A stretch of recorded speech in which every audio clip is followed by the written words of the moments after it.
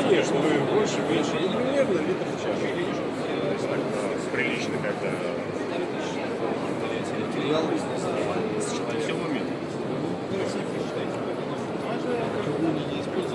Нет. Зачем? Смысл, а чего еще покрывать?